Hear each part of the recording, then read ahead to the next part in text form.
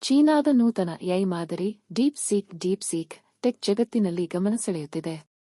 ಇದು ಕೃತಕ ಬುದ್ಧಿಮತ್ತೆ ಆರ್ಟಿಫಿಷಿಯಲ್ ಇಂಟೆಲಿಜೆನ್ಸ್ ಕ್ಷೇತ್ರದಲ್ಲಿ ಹೊಸ ಮಾನದಂಡಗಳನ್ನು ಸ್ಥಾಪಿಸುತ್ತಿದೆ. ಡೀಪ್ ಸೀಕ್ ಅನ್ನು ಹ್ಯಾಂಗ್ಟೌ ಮೂಲದ ಡೀಪ್ ಸೀಕ್ ಸಂಶೋಧನಾ ಪ್ರಯೋಗಾಲಯವು ಅಭಿವೃದ್ಧಿಪಡಿಸಿದೆ ಮತ್ತು ಇದನ್ನು 2023ರಲ್ಲಿ ಎಐ ತಂತ್ರಜ್ಞಾನ ಹಿನ್ನೆಲೆ ಹೊಂದಿರುವ ಎಂಜಿನಿಯರ್ ಲಿಯಾಂಗ್ ವೆನ್ಫೆಂಗ್ ಸ್ಥಾಪಿಸಿದ್ದಾರೆ.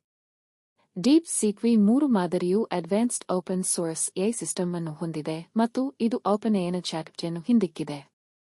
ಇದು ಅಮೆರಿಕ, ಬ್ರಿಟನ್ ಮತ್ತು ಚೀನಾ ಸೇರಿದಂತೆ ಹಲವು ದೇಶಗಳಲ್ಲಿ ಆಪಲ್ ಆಪ್ ಸ್ಟೋರ್ನಲ್ಲಿ ಟಾಪ್ ರೇಟೆಡ್ ಫ್ರೀ ಆಪ್ ಆಗಿ ಗುರುತಿಸಿಕೊಂಡಿದೆ. ಇದು ಎಐ ತಂತ್ರಜ್ಞಾನ ಕ್ಷೇತ್ರದಲ್ಲಿ ಬಿರುಗಾಳಿಯನ್ನು ಎಬ್ಬಿಸಿದೆ. ಡೀಪ್ ಸೀಕ್ ನೂತನವಾಗಿ ಬಿಡುಗಡೆಗೊಳಿಸಿದ ಒಂದು ಮಾದರಿಯು ಓಪನ್ಎಐ ಮತ್ತು ಆಂಥ್ರೋಪಿಕ್ ಪ್ರತಿಸ್ಪರ್ಧಿಯಾಗಿದೆ. ಇದು ಓಪನ್ ಸೋರ್ಸ್ ಮತ್ತು ಅನಿಯಮಿತ ಉಚಿತ ಬಳಕೆಯ ಆಫರ್ ನೀಡುವ ಮೂಲಕ ಎಐ ಬಳಕೆದಾರರನ್ನು ಆಕರ್ಷಿಸುತ್ತಿದೆ. ಡೀಪ್ ಸೀಕ್ ಉನ್ನತ ಮಟ್ಟದ ಕಾರ್ಯಕ್ಷಮತೆಯೊಂದಿಗೆ ಯಾವುದೇ ಹೆಚ್ಚಿನ ವೆಚ್ಚವಿಲ್ಲದೆ ಎಐ ಬಳಕೆಗೆ ಅವಕಾಶ ನೀಡುತ್ತಿದೆ. ಡೀಪ್ ಸೀಕ್ ಖರ್ಚಿಲ್ಲದ ಮತ್ತು ಹೆಚ್ಚಿನ ಕಾರ್ಯಕ್ಷಮತೆ ಮೂಲಕ ಪ್ರತಿಸ್ಪರ್ಧಿಗಳಾದ ಓಪನ್ಎಐ ಮತ್ತು ಮೆಟಾದಂತಹ ಸಂಸ್ಥೆಗಳಿಗಿಂತ ಭಿನ್ನವಾಗಿ ಎಐ ವಲಯದಲ್ಲಿ ಗಮನ ಸೆಳೆದಿದೆ. ಓಪನ್ಎಐ ಮತ್ತು ಮೆಟಾದಂತಹ ಕಂಪನಿಗಳು ಅತ್ಯಾಧುನಿಕ ಮಾದರಿಯ ಸಂಪನ್ಮೂಲಗಳನ್ನು ಬಳಸಿಕೊಂಡಿವೆ ಮತ್ತು ಇದು ದುಬಾರಿ ಎಐ ಚಿಪ್ಸ್ಗಳನ್ನು ಉದಾ ಎನ್ವಿಡಿಯಾದ H100 GPUs ಬಳಸಿದೆ. ಆದರೆ ಡೀಪ್ ಸೀಕ್ ಕಡಿಮೆ ಖರ್ಚನ್ನು ವ್ಯಯಿಸಿ ಅಗ್ಗದ ಎಐ ಹಾರ್ಡ್ವೇರ್ ಅನ್ನು ಬಳಸಿದ್ದು, ಅಗ್ಗದ ಬೆಲೆಯಲ್ಲಿ ಅತ್ಯಾಧುನಿಕ ತಂತ್ರಜ್ಞಾನವನ್ನು ಆವಿಷ್ಕರಿಸುವ ಮೂಲಕ ಚೀನಾ ಎಐ ತಂತ್ರಜ್ಞಾನದ ಬಹುದೊಡ್ಡ ಕಂಪನಿಗಳಿಗೆ ಪ್ರಬಲ ಸ್ಪರ್ಧೆಯನ್ನು ಒಡ್ಡಿದೆ.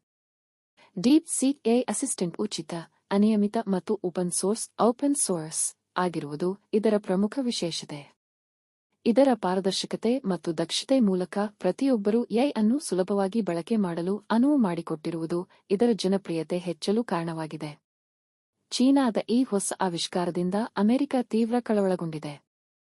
ಟೆಕ್ ದಿಗ್ಗಜ ಕಂಪನಿಗಳಾದ ಎನ್ವಿಡಿಯಾ, ಮೆಟಾ ಮತ್ತು ಮೈಕ್ರೋಸಾಫ್ಟ್ ಈಗಾಗಲೇ ಎಐ ವಲಯದಲ್ಲಿ ಬೃಹತ್ ಪ್ರಮಾಣದ ಹಣ ಹೂಡಿಕೆ ಮಾಡಿದೆ.